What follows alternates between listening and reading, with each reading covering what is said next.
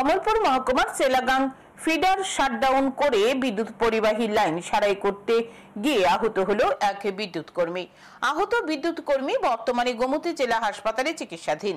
জানা যায়, বুধবার সকালে অমরপুর মহকুমার সেলাগাং ফিডার শাটডাউন করে বিদ্যুৎ দপ্তরের কর্মীরা বিদ্যুৎ পরিবাহী লাইন সারাই করছিল। বিদ্যুৎ পরিবাহী লাইন সারাই করার সময় শঙ্কর চন্দ্র বর্মন নামে এক কর্মী বিদ্যুৎপৃষ্ট হয়ে পড়ে যান।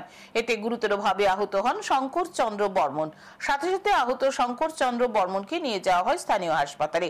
সেখান থেকে তাকে গোমতী জেলা হাসপাতালে রেফার করে দেওয়া হয়। বর্তমানে গোমতী জেলা হাসপাতালে চিকিৎসাধীন আহত শঙ্কর চন্দ্র বর্মন। আহত শঙ্কর চন্দ্র বর্মনের এক সহকর্মী জানান, সেলাগাং ফিডার শাটডাউন করার পরও বিদ্যুৎ পরিবাহী লাইনে বিদ্যুৎ ছিল, যার কারণে এই ঘটনা ঘটেছে।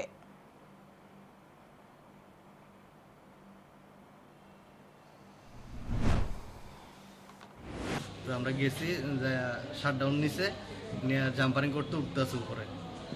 শাটডাউন দিয়ে কোডও দিছে, কোড নাম্বারও দিছে, পার্সোনাল কোড নাম্বার থাকে একটা, কোড নাম্বারও দেওয়া হয়েছে। কিন্তু ওটার সময় দেখা গেছে একটা আওয়াজ হয়েছে প্রচণ্ড, মানে লাইন থাকাকালীন যে আওয়াজটা হয় স্ট্রিট লাইনে, এই আওয়াজটা হয়েছে। সঙ্গে সঙ্গে তাই না পড়ে গেছে মাটিতে।